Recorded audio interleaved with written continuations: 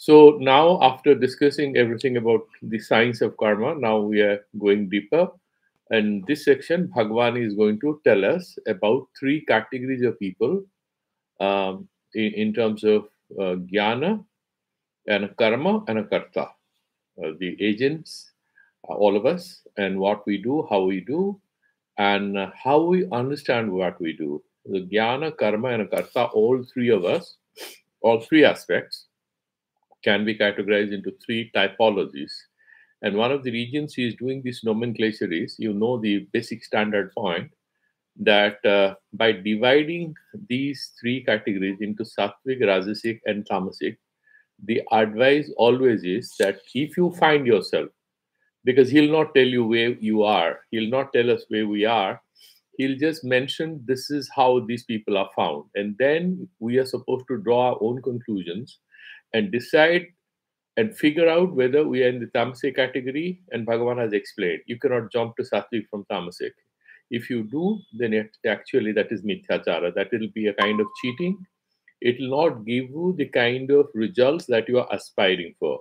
So one must travel through the rajasic phase where you become a little active and you work on purifying your internal consciousness.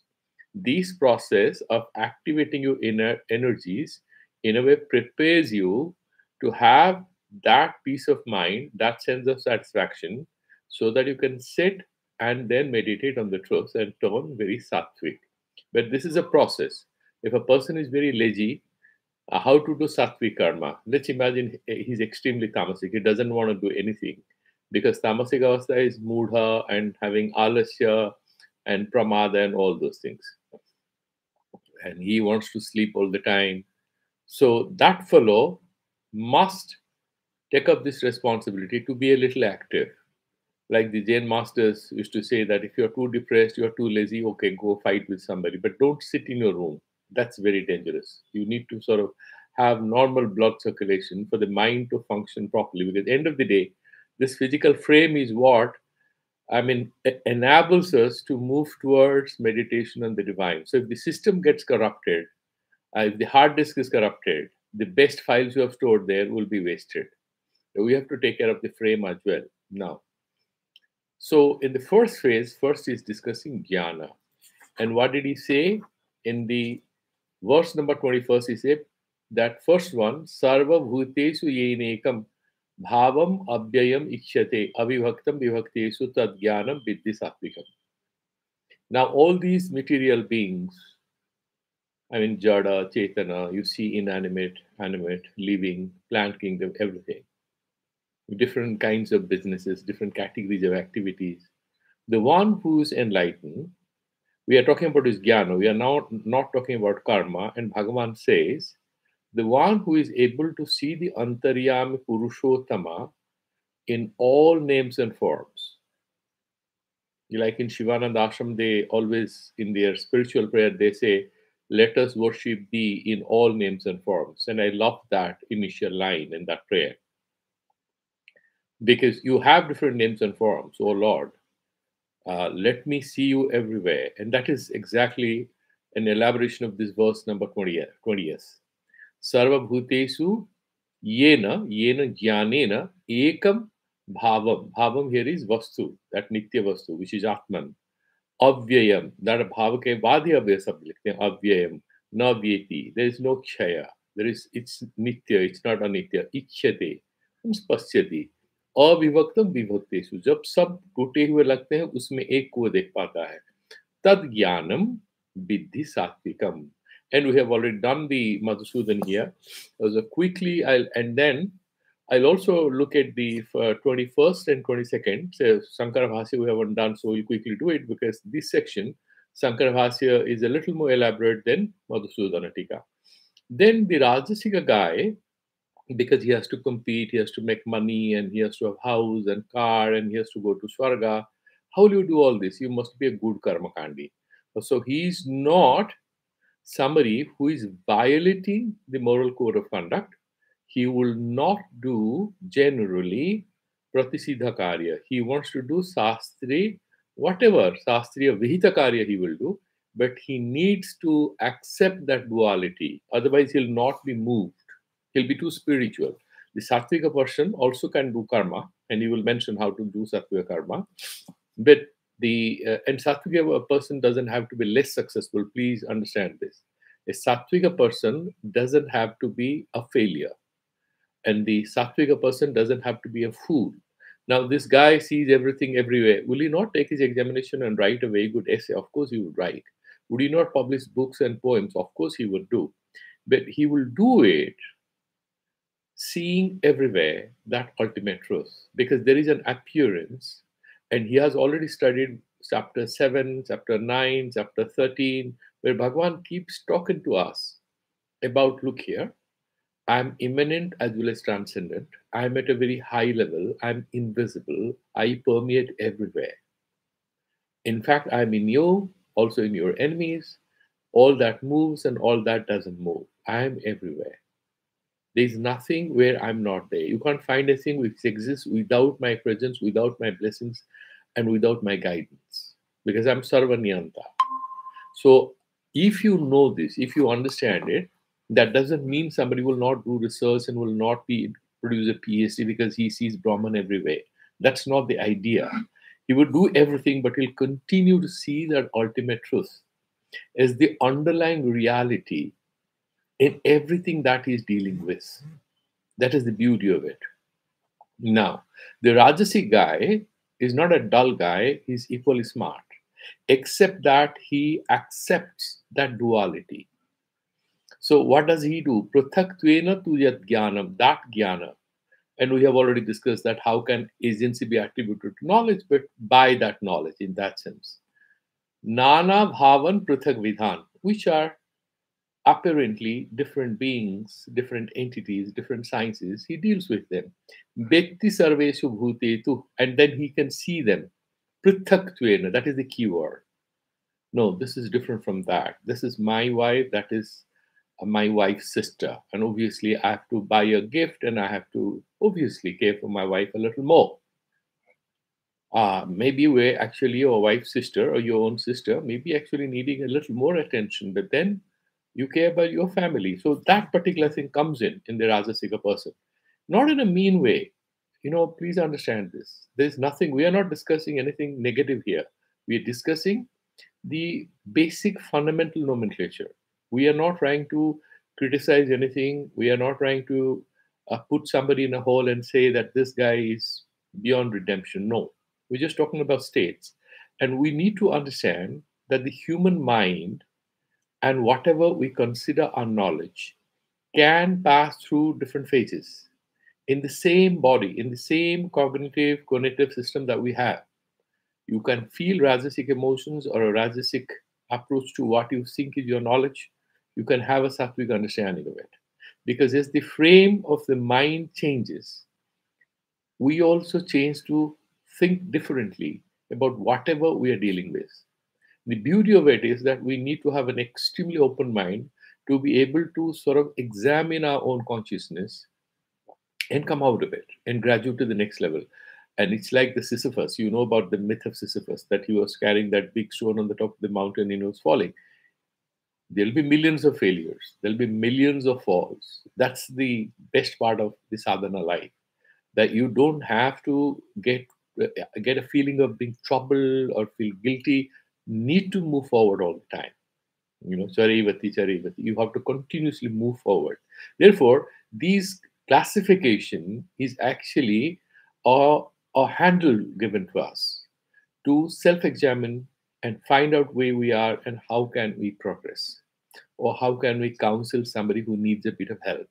So these chapters 17, 18, chapter 16, these are very useful chapters in Vyavaharika Sansara because they give us some general advice. Now, Pruthakttvena, that is the key word, that he all the time sees everything is different. That dualism, that is what makes him, his knowledge, his understanding as Rajasic. Why is it Rajasic? Because he definitely can deal with the Vyavaharika Sansara. So, who will be a dualist? A good physicist or good professor of chemistry or an economist, they are all Rajasic, their knowledge, from this perspective. But if they are doing all that, there's not a problem. But if they start having an understanding of the underlying reality and continue to engage with them at a very technical level, they can be sattvic. You remember that beautiful essay he wrote, Science and Religion, by Einstein. And there are a lot of philosophers, scientists who have a very, very deeply spiritually inclined philosophy of a life approach or philosophy of mind. I mean, they have a different kind of a intuitive approach to what is knowledge, what is knowable, what is cosmology. They might deal with mathematics at the same time. They could have a intuitive openness. Okay, so let's. So this is what he's saying. This is Rajasic Jnana. And what is tamasic? That is what we will do today and move forward to different kinds of karmas. Yat Krishnavad ekasmine karye saktam ahitukam. Now, just imagine, well, we'll deal with it. Yat tu, which means different from sattvic and rajasic. This is the terrible thing, right? Tamasic. Doesn't mean we have never been through this. We all have been through this and we may go through this. Of course, as you lighten up, as you loosen your style of thinking, the way you understand reality, you may become a little more open minded and very tolerant and have an attitude of equanimity. Then, of course, this tamasic thing may not happen. Otherwise, this sectarianism, if you look at fundamentalism, fanaticism, everything, you can see that is coming out of verse number 22nd. Let's look at it. Yattu Krishnavad ekasmine karye. What is karya? It's a manifestation. This karya could be a guru, could be an acharya, could be a corporate, could be a book, could be a particular person you love, okay? Particular action you're doing. And you think that is the ultimate thing. Krishnavad ekasmin karya saktam. Look at that sa. It is danta sa. So it doesn't mean strong. It means asakta. Saktam. Ahetukam. Does he have any reason? No. Unreasonably, he is obsessing about one particular thing. And we have discussed that in Buddhism, right? What do they call craving is? I like it, I don't like it mindset. So this, in fact, is an extremely intense manifestation of craving, which is actually the abyss of human consciousness, which is full of darkness and pain and frustration and confusion and hotfulness and everything negative that we can think about, which makes us miserable in our life.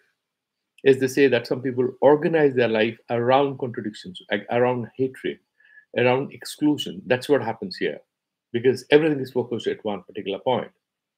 It could be nationalism, it could be race, it could be caste, it could be anything. Atvarthavad alapam. Atattva arthavad alapam. That next half, the third part of this sloka. Atattva arthavad alapam cha tattamasam udahritam. Atattvarthavat. Okay. First thing, it's not tattvarthavat. That means there is no tattva. What is that tattva? That final ultimate truth of our existence, of the reality in which we are all caught up. This particular understanding has nothing to do with it.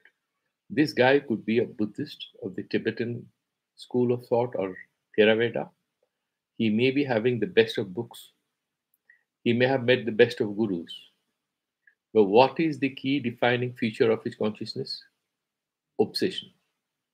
He's obsessed with one particular phase, one particular lecture, one particular guru, one particular book, one particular tradition, and he will exclude everyone. That exclusion, he's not doing it, deliberately. That is an outcome of this kind of Krishna Bhat ekasmin karye saktam ahitukam. This is a dangerous state, because in a very unreasonable manner, the mind starts obsessing what in the Zen Buddhism or even in Tibetan Buddhism, they say that you forget the teaching, then you obsess about the structure and the forms of the teaching. It can happen in Vedanta. It does happen in Vedanta as well, because you have the traditional acharyas, those who mug up what are the lakshanas. What is the lakshana mukhya? What is the lakshana is more definition, isn't it? It's end of the day, it's wordplay. So they're perfect. What is the lakshana of Atma? What is the lakshana of Jnana? I mean, they never reach the lakshya, by the way. So they mistake the lakshana for the lakshya. there's a very famous poem. Any of you want to Google and find out, by T.S. Eliot. He wrote a beautiful poem called The Hollow Man. Between our emotion and response, here falls the shadow. And he concludes that poem by saying that all of us are very fussy about our lives, but our life ends with not with a bang but a whimper, because all of us are kind of um, fussing about a lot of things, and we are deliberately confusing ourselves as if we are on the path of truth, but we are actually going in the opposite direction. We're obsessing with something. Once we sacrifice our openness, because we are talking about something which has no restrictions and limitation, called the Atma. Because the Atma, that word, and it's a Sanskrit word, how the obsession can start. Is it our parampara and this and that? And therefore, the traditional Vedanta students, you talk to them, the moment you bring in any idea about Buddhism, they said, "Oh, you are a Nastika. Why are you talking about Buddhism very often?" The moment you mention about the Sakti cult or Devi Upasana or meditation, say, "No, but that is not Vedanta." The only person in India, in a way, who sort of broke away from all that and had an oceanic, open minded approach to engaging with multiple traditions was Thakur Ramakrishna Paramahansa, who practiced different forms in order to find. It's quite possible that some of the authors are exaggerating what he achieved spiritually, but the very fact that with his simplicity, the more and more you try to read about it, you find it difficult to even imagine that such a consciousness was possible, that he was absolutely the opposite of verse number 22nd. He was all in all, he was the verse number 20th. He saw that Brahman, the underlying reality in everything, everyone that he was dealing with. And as a result of it, he was able to distribute love without any conditionalities, without any expectations, right? And therefore, and today, it's very interesting. Today, in fact, is the birthday of Mira Alfasa, the mother of Pondicherry. And the Sri Aurobindo tradition is also very oceanic, but then the later devotees, the parampara and all, they obsess about a name and a form. And I've talked to them. And that could be, the moment you do that, whether it is Vedanta or is Buddhism or even scientific approach or whatever you have, you need to read the verse number 22nd and again to be careful about it. That this particular thing is tamasic. Why? There's this beautiful book by Eric Fromm, not Eric Fromm, it's Carl Jung, called Man and His Symbols. If you ever have a time, you can have a look at it. It's a beautiful book in which he says when the emotional evolution of our consciousness, individual consciousness, when emotionally we stop growing, evolving, and the inner, what he calls shadows or the gaps or contradictions we do not understand, it's quite possible that this person fails to grow to achieve the potential which is within him or her. And then what happens? He might get frozen into relying on certain political consciousness or ideology or a religious consciousness. And remember, he says that whenever you see there is strong imitation, blind imitation of something, or some sort of a very frozen, ossified, obsessive addiction or adherence to a particular faith, you know that there is some sort of a internal regression. There's some sort of a denial. He doesn't want to deal with the challenge of evolving, the challenge of looking within, going deeper. He sort of has frozen. He doesn't want to analyze. He knows the risks. He finds it very depressing, so he avoids it. The awareness is not a solution. So we need to sort of look within and find out. So I personally think that these three verses are extremely important for those of us who are very interested to work on our own consciousness. And I personally think these three verses are extremely close to many of the messages and many of the lessons that you read even in Buddhism. unlike in yoga, particularly this thing, they have extremely wisdom-oriented verses and very powerful. Okay. Now, having said that, we haven't done the Sankara Bhashya, and therefore very quickly I'll do the Sankara Bhashya for these three verses, and I propose that we can do the three verses, dividing, categorizing our activities or actions into sattvic, rajasic, and tamasic typologies. There is not too much of philosophy. We can do it. Let's see how much we achieve. Now, so now this is Sankaracharya. We have already finished Madhusudana Saraswati. So we are looking at Sankara Bhagavad Pada. Jnanasya tu tavat trivedyam uchyate sarveti sarvabhuteshu jainekam bhavam abhyam ikshate avivaktam vivakteshu tadjnanam viddhi satvikam sarvabhuteshu abhyaktadishu. That we understand, right? Avyakta. And after that, you have the Hiranyagarbha, then we have Virat.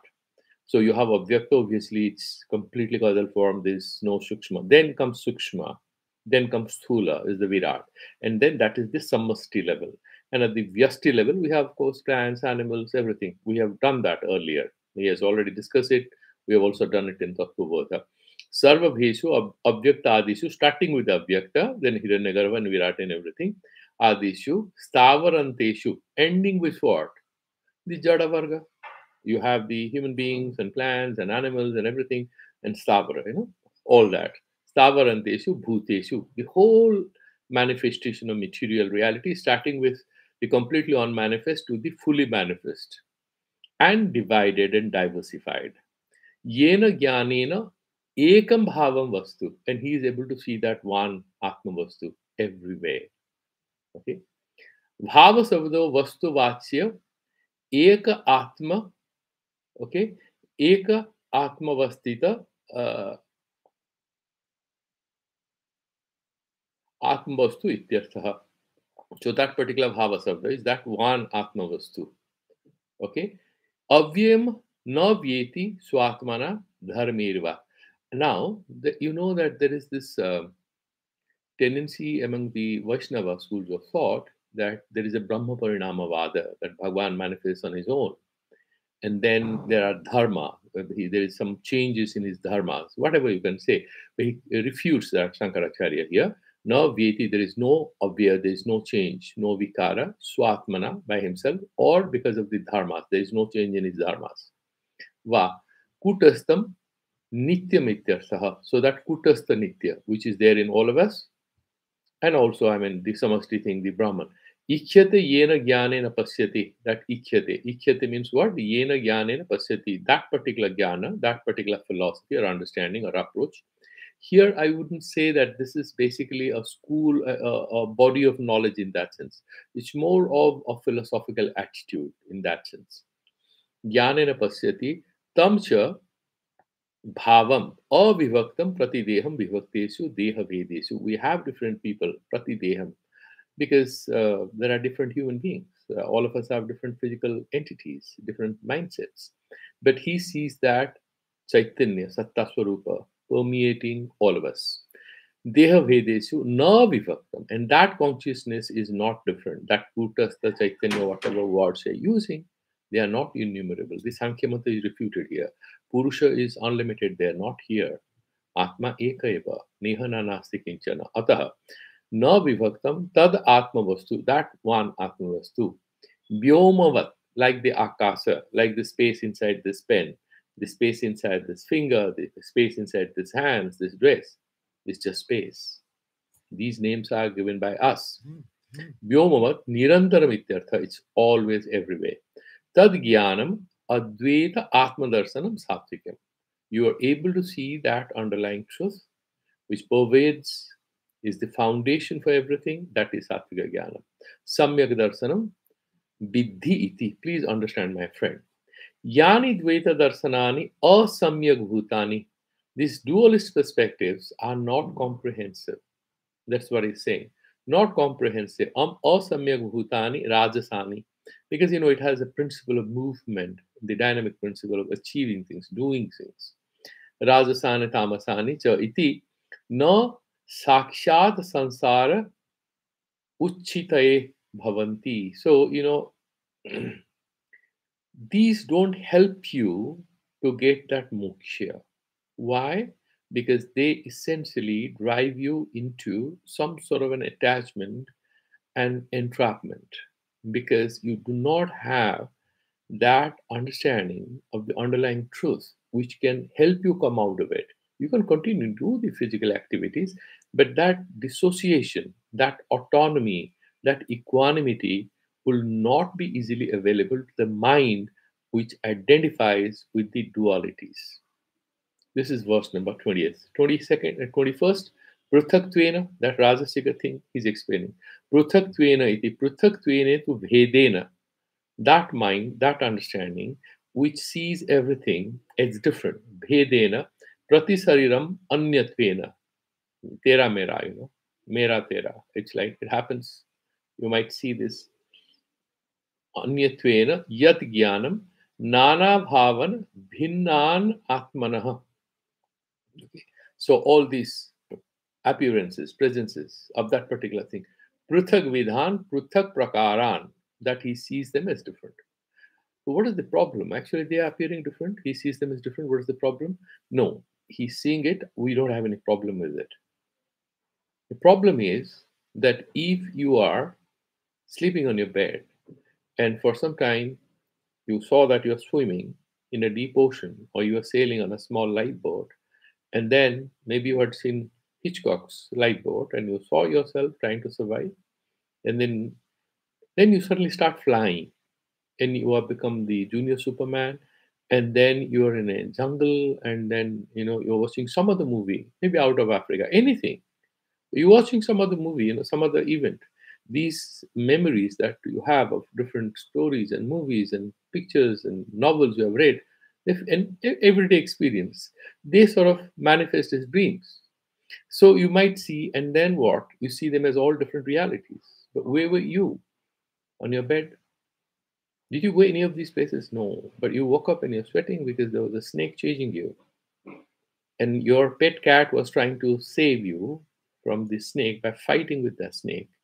And the poor cat got bitten. So you wake up. Very sad. Where's my little cat? She loves me so much. She tried to save me. The cat is sitting next to you, bothered that you are not waking up to give her milk. It's already 8 o'clock, and she says meow. And then, oh, so she's alive. You didn't go anywhere. So the problem is that when we see this whole universe as all diversified, as manifest, it's manifest as many. But if you see that is fundamentally true, then there's no difference between the materialist and you. And the problem is that there's no end to the confusion. And as per Vedanta, without seeing that one, there's no way you can achieve that complete liberation, that complete freedom from whatever you know, because whatever you know is limited, is unlimited, is diversified, is many. But what Vedanta says is that only the one who can see the one, only the one who knows that these drishya bhaga, whatever he sees, is not fundamentally true, is the one who is ready for a direct experience of the self. I mean, whether you agree or not, that's what they're saying. And therefore, he's saying that bhinna lakhyanan ityartha vitti vijanati yat jnanam, that particular jnana, sarvesu bhutesu jnanasya kartutva asambhavat yena jnanena vitti ityartha. So obviously the jnana cannot be a karta who can know, then definitely you have to interpret that by that jnana with which he understands that jnana is rajasika. Tad jnanam vitti rajasam. रजो निर्वृत्तम, सो ये रजो गुण का कार्य है. Okay, so you don't have to bother because you are actually Suddha Buddha Mukta Atma Eva, all of us. But then these games can go on and we need not feel bothered or afraid. We need to understand, we need to watch out. Okay, and then the verse number 22nd, and the verse number 22nd, what Sankaracharya says, Yattu Jnanam Krishnavat Samastavat. Krishna, here it's not Krishna, Bhagavan Krishna, it's after Kri, there is a Ta, there is a Dantasa. Okay, it's not Murdhanyasa. So therefore, Krishna Vat, Samastavat, as if it's all. Sarva Vishayam Eva Ekasmina Karye. So all these things that you see, it's all there in one particular thing, dehe. Okay, karya could be one body, dehe vahir va, or outside. Pratimado, for example, using this particular deity, it could be one temple, it could be one church, it could be one mosque, and you think everything is there. Pratimado saktam, obsessed with it. Okay, एतावान एवा आत्मा ईश्वर, वही है भगवान, यही है ईश्वर, इसको छोड़ के कोई नहीं. वा na atah param asti iti, and beyond this there is nothing. The fundamentalism starts there. Yatha nagna khyapanakadinam, nagna khyapana, khyapanaka is a Jain monk or a Buddhist monk. We know Sankaracharya had a tendency to make fun of them. What we're trying to say is that nagna khyapanakadinam sariranuvarti deha parinamu jiva ishwarava, because they treat Mahavir and Lord Buddha as the ultimate reality. And therefore, he's saying that that is also kind of fundamentalism and some sort of an obsession. Some kind of a cult, a personality cult. That's what he's saying, because he's Advaitavadi. So it has to go beyond all names and forms. You are a teacher, because our parampara says that you have to worship the God and your guru as one, because we keep saying that every day, right? That Ishwara Guru Ratmeti Murti Bheda Vibhagini. Oh Lord, you have sort of trifurcated yourself. You are appearing as Guru and Atma and and Ishwara. But it's just one underlying reality. So obviously, we are treating the Guru and Acharya with a lot of respect. We worship, but he's against kind of a personality cult. Interestingly, the Sankaravadis, the followers, whoso are doing, they have anyway have created a big personality cult around him, and that is the go of this world. Deha parinamo jiva ishwarava pasanada, and then adau achade matram ityevam ekasmin karye. So it's quite possible that a lot of people go to one particular stone deity, or they might go to some wooden deities. I don't know whether he wrote it because he had been to Jagannath Puri, where the deities are made of wood, but there are a couple of other temples as well where you have wooden deities. Saktam or Hetukam, Hetuvarjitam. He doesn't have a very good logic to do it, but still they're obsessed with it. Niryuktam, Niryuktikam. So there is not strong argument or rationale behind it. Atatvarthavad. That means there is no tattvarthabodha in there. Atatvarthavad. Yatha bhuto arthaha tattvarthaha. If there is a particular understanding which is as per reality, in philosophy they call about this correspondence theory of truth and coherent theory of what is truth. The correspondence is like that. If I say, I make a truth proposition that this is a red pen, and there is a correspondence between my statement and this, and therefore what I say is truth. The other one is that the coherency will say that whether there is some internal consistency in whatever I'm proposing to say, if there are no contradictions, that would go on as a particular truth that I'm proposing to talk about. Here, what I'm saying is that if you're talking about everything is different, एक ही चीज में भगवान है, क्या वो यथाभूत है? Tattvam anatikramya yatha tattva. Is it so? No, it's not so. You are imagining that alone will give you happiness. It's my dog, some people say. It's particular job, it's a particular sadhana or anything. Once you are obsessed with it, that becomes tamasic. So asya jnaya bhuta asti iti tattvarthavat na. Tattvarthavat atattvarthavat ahetukatvad eva alpam. Therefore he's saying this is also alpa. Kam gyan hai. Usko wo kritsnavat manta hai. It's a limited understanding. He thinks that is the absolute understanding. So alpa visayatvad, because it's focused on one karya rupa.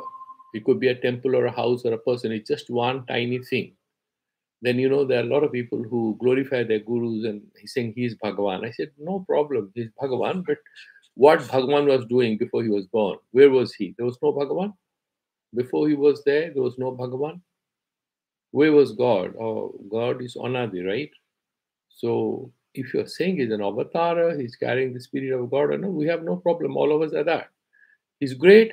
There's a fuller manifestation, as Thakur Ramakrishna Paramahansa said, as Sri Aurobindo has said, the greater manifestation of the divinity thing, that is understandable. Like there are different categories of mirrors. One mirror reflects your face much better than another mirror. So there are certain consciousness which reflect the divine consciousness much better. So obviously they are Avatara Purusha. We got no problem. But to confuse that Avatara Purusha as the alone only truth to be heeded, to be recognized, and consider him or her as the supreme personality, then reducing the whole cosmos to one individual who had a date of birth and a date of death. Yeah, you can say that Bhagavan has said, didn't he say that in Bhagavad Gita? He said that, yes. He said it, verily he said it. But you got to understand that what sort of an avatar is, and the fight can start there and then, because then somebody will bring Ma Kali or Durga or Buddha or Shiva and Rama, and the ground is ready for a fight once you come to particular. So what Shankaracharya says, the sweetest part of it is that he's saying that it's very important to transcend the particular, take your consciousness to the universal and general, then the room for conflict is reduced and the room for fraternity, compassion, love, care can expand. That is what is driving home, and that's a very important point. Alpa Visyatvad, Alpa Phalatvadva. You actually get a remitted result, but you think you are getting everything. Tat tamasam udahritam. That is tamasic jnana. Tamasanam hi praninam अविवेकिनाम ईदृशम ज्ञानम दृश्यते. कौन से लोग ऐसे ज्ञानी के अधिकारी हैं, ऐसे ज्ञान में फंसे रहते हैं और खुश हो जाते हैं? बिकॉज दे आर अविवेकी. Because once they have nitya nitya vastu viveka, this particular problem will not affect them. That is what he was saying. And here we hadn't done the Madhusudana thing for the verse number 22nd, very little. So we will look at it, because then we will not make any progress. We have killed a lot of time looking at the verse number. Is there anything? Okay.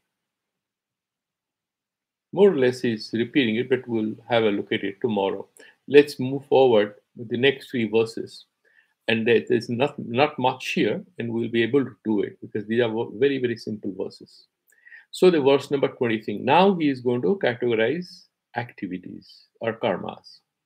Niyatam sangarahitam araga dvesatah kritam afala prepsuna karma yattat satvikam uchyate. Niyatam sangarahitam. There's no attachment. Okay? And it's kind of done not because there is any raga or dvesha, but he's like a vidhyatma. He's like somebody. He has to do it without vyabhichara. There is no deviation from that particular way of doing certain things. Okay, so he sort of conforms to certain high standard of doing it. And here we are not talking about what activities, we're talking about how that is done. What is the approach to work or activities?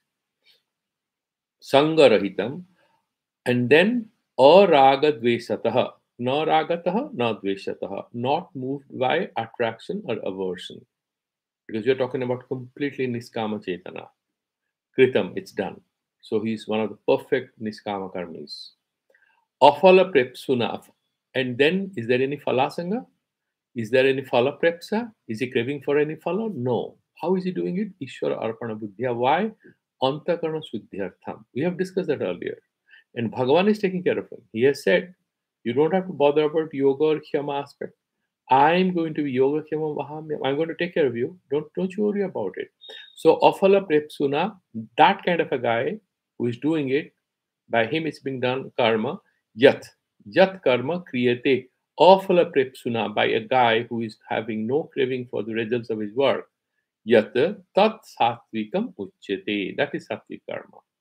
So, in a way, the best mode of doing sattvic karma is to actually remember what he explained at length in chapter 3 and 4, when he talked about how to do nishkama karma yoga. And that he has summarized in just one verse. Let's look at how Sankara Bhagavad Pada explains it.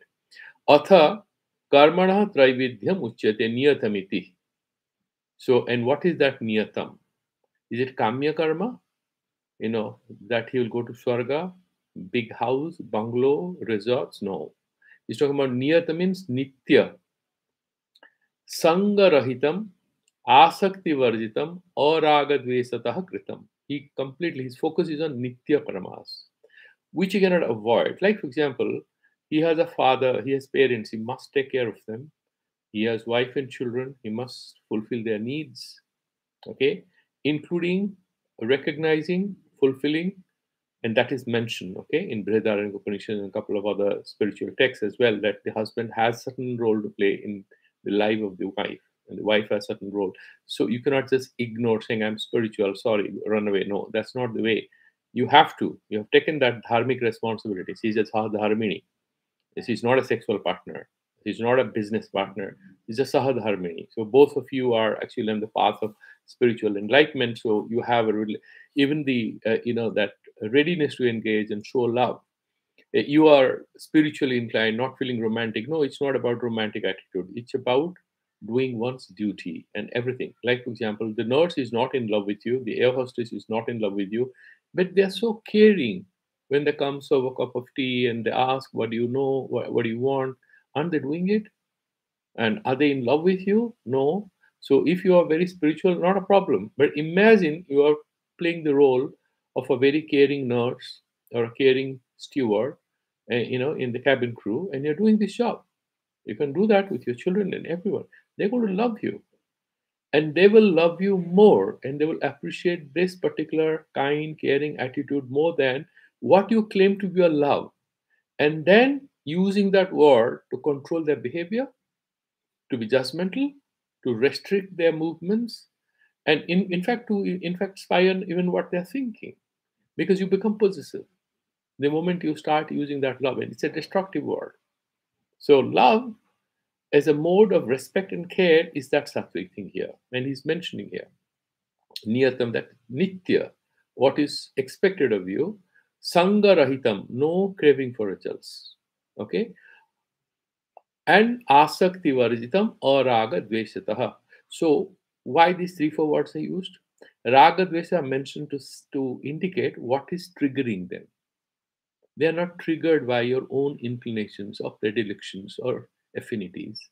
They are triggered by your dharma jnana. You are a sattvic person. So it is Shreya Priya, it is a complete Shreya Marga. So you are doing it because you should be doing it. That is what is the point here. कृतं रागप्रयुक्तेन द्वेषप्रयुक्तेन च कृतं रागद्वेषतः कृतं तद विपरीतम. राग द्वेष जो करते हैं वो करते हैं. There are a lot of people who work very hard because they want to make a lot of money and be powerful and be happy, and there are a lot of people, they want to prove a point to others. They're working out of hatred, out of jealousy, or out of competitiveness. Fine, they're also doing it, but this is tad viparitam, exactly opposite. So you are very smooth in what you're doing. Kritam or ragadvesatah, kritam or phala prepsuna. So you are a person who doesn't have a craving for results. Phalam prepsiti iti phala prepsu, the one who is craving for results. And so you phala prepsu, phala trishna. Phala prepsa is phala trishna. Tad viparita, viparitena or phala prepsuna karta. That is the kind of kartra, that person who doesn't have strong craving for results, the karma which is done by him, karma yat tat satvikam iti uchyate. He concludes it. Okay. Now, satvika karma we now know. So it has to be basically nishkama karma, ishwar arpana buddhya. There's going to be a certain smoothness. It's like a bit of missionary activity where you love and you interact with people. Um, once I had gone to, there is, if you find time, there is this place called Lumbini in Nepal, and there are a lot of Buddhist temples there. And that was maybe about 10 years back. I had gone on a road project, and I heard that Lumbini is close by. So I told those government offices that, would you take me there? I want to have a look. And they arranged after the inspection to take me there. And we went. And in the Lumbini, there was this one Vipassana center being run by a certain monastery they have different temples representing different Buddhist traditions. They have one representing the Theravada school of Varma or Myanmar. And there was this lady, and there were two foreigners who were trying to talk to her and discuss about how to do this vipassana meditation, the course, and everything. So I was in a hurry, so I just wanted to ask a few questions. She just, sort of indicated to me to hold on, and she continued to talk to him. In fact, all my questions were answered through her conversation with that guy somewhere from Europe who had landed up there to do a vipassana. 90% of my questions had been answered by her question, her very caring, detailed conversation with him regarding the course. And once it was over, and that guy said, "Now what do? You have to clean that particular room which is assigned to you, and decide which particular place you want to sit and meditate, because they have a meditation hall and they have mosquito nets because the place is full of mosquitoes.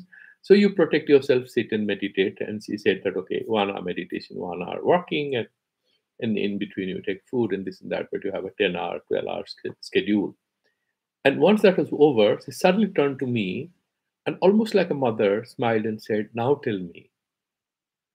And I was amazed with the amount of peace and love she was emanating, and she was able to talk. She was old, but then she had everything that we are discussing here. She had everything. So she absolutely, I was a stranger. But then she sort of, that ability to deal with things comes from a kind of a working on one's consciousness. And there's some internal transformation. And the way a person sort of deals with the external realities would sort of suggest as to how he has worked on his consciousness. Yeah, I was very touched by her behavior. And then she mentioned about Goenka centers in India, and she knows a lot about the meditation tradition in India. Lumbini is kind of almost like northern UP, same the Tarai region. And then what I'm saying is there are a lot of such people. If you go to Ramakrishna Mission in some churches, as well as these people who are doing some work, so that is what he's explaining as Sattvika karma. Now let's look at what is Rajasiga karma. We have still 6 minutes. These are very simple verses. The second one, the Rajasiga karma, is a little complicated in terms of the commentary, even though the central message is very, very simple. Yattu kame psuna, yattu kame suna karma, sahankarena va punaha, kriyate bahula yasam, tadraja samridahritam. Yattu kama ipsuna. They are kamipsus. Means they are doing kamya. They have some result orientedness in them. Good, not a bad thing. So they have their own targets. They are doing it maybe for money, for wealth, for peace of mind, whatever. For their own sukha dukha thing, not a problem. Karma sahankarena kriyate. Ahankara sah. Ahankarena sah. And will do this. That means it's basically laukikena. It's not referring to that moksha sannyasi, Vidvat sannyasi, because he has no karma adhikara, and we'll see that in the commentary. Va punaha, and the whole confusion is regarding that va. Either he is a kama ipsu, or even though it may appear that there is no kama, it's quite possible that he's a vividesa sannyasi, or he's a charity worker, he's a painter, he's apparently a philosopher or anything, but he has this ahankara. You can see that va word is there. Either he's a kama ipsu, he has a craving for results, or he has still ahankara, even though he has no publicly stated akanksha to do anything. Okay. Kriyate bahula ayasam. He does a lot of ayasa. Ayasa is a lot of hard work. Bahula ayasam. Tad rajasam udahritam. So they're very hardworking people. So many of these corporate guys, many of you could be professors, you could be anyone, okay? And that is rajasam. Let's look at how Bhagavad Pada Sankaracharya explains this. Yatviti. Yattu kamepsuna phala prepsuna. So phala thing, essentially craving for results. Ityarthaha. Karma sahankarena va. Why is he writing sahankarena va? Ahankarana sa sahankara tena. Sahankarena va. Why is it writing sahankarena? Sahankarena iti na tattva jnana apekshaya. वो तत्व ज्ञान आत्मा एक है और सब में है, अंतर्यामी पुरुष है, इससे करके नहीं जानते। अतः they have raga dvesha, they have competition, they have craving, they have exclusion while they're doing all this. Okay, not as bad as in case of tamas, which we'll discuss then, but there could be conflict, there could be some kind of a friction, and all these things are part of it, rajasic nature. There is no tattva gyan over there. They think they are all real. Why? This rajasika karma directly emanates from the rajasika jnana. What is the backup? The hard drive is the rajasika jnana. What is that? How do they look at it? Prithaktvena. Everything is different. Okay, everyone is different. So they're very individualistic people. They don't have this. Everyone is one. Okay, I'm very successful, but this poor boy. They don't have any of these things. Prithaktvena. Everything is different. Why should we see them as one? Therefore, they don't have any tattva jnana apekya. No influence of that understanding of unity or universality in this mode of work engagement. Kingtari, what is then laukika? So it's laukika.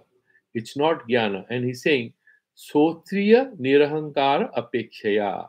There is one person who is Sotriya and nirahankara. He's a Bibidisa sannyasi. He's studying. He's also doing work. He will work for the ashram. He'll take care of the cows. He'll go do viksha. He might do some social work. But he's a nirahankari. He's not involved. He doesn't feel defeated or taunted if you disagree with him. Okay? So compared to him, sahankarena. यो हि परमार्थ निरहंकारः आत्मा आत्मवित् न तस्य कामेप्सुत्व बहुल आयासत्व कर्तृत्व प्राप्ति ही अस्ति. So in case a person is actually atmavit, he knows the self. एक तो कर्माधिकार नहीं है. He is only for sarira grahana. He might do something to hold his sarira, right? Some basic duties. And that paramartha, that he cannot have ahankara because he's a paramartha darshi. He knows ahankara is a lie. Ego is a lie. That you are X and Y, you are a Purusha, you are handsome, you are rich, you are ugly, you are angry, you are sad, you are not healthy. This is a lie. This is an appearance. Fundamental truth is Atma Eva. Therefore, Nirahankaraha Atmait na tasya kamepsutva. He cannot have craving for in results. Bahula ayasatva. So he doesn't have that also. And kartritva prapti asti. He doesn't have all this. Satvikasya api karmano अनात्मविद साहंकारः कर्ता किमुत राजसतामसयोः. Then he's saying, आपको पता है, even if a person is sattviga, that means he is having that sattviga jnana. And he has already discussed who is sattvic, what is rajasic, what is tamasic. He's a very balanced person, teaching in a university, he's a doctor, or he's a tech expert, a nice guy, a religious worker, he's a nice guy. Even then, he may have ahankara.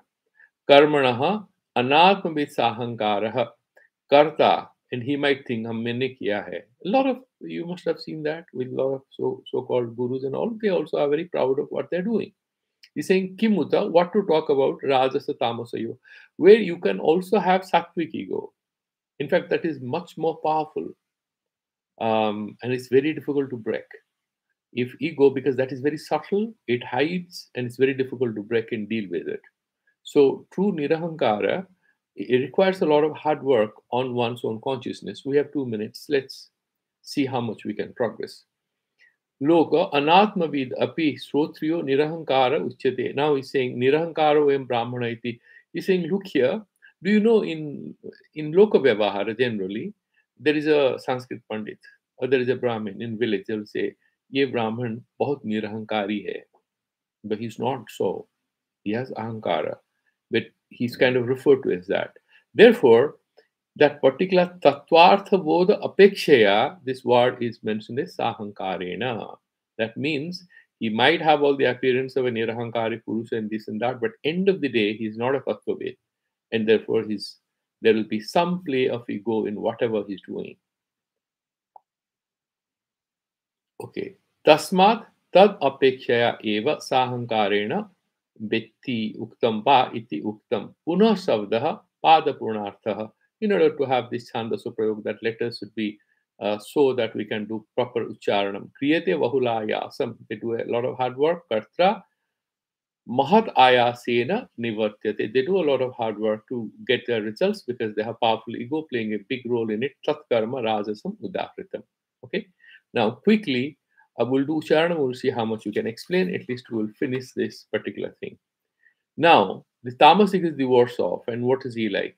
Anubandham chayam hinsa manavekya chapaurusham mohad arabhyate karma yatattamasamuchyate. Anubandham. आगे क्या होने वाला? He doesn't look at it. What is going to follow? He doesn't look at it. Chayam. It's a limited thing. It's not going to be there for a long time. Like people fight over a cricket match or a football match. Once several people died in England, right? There was this football mafia, hooligans, they hit at each other.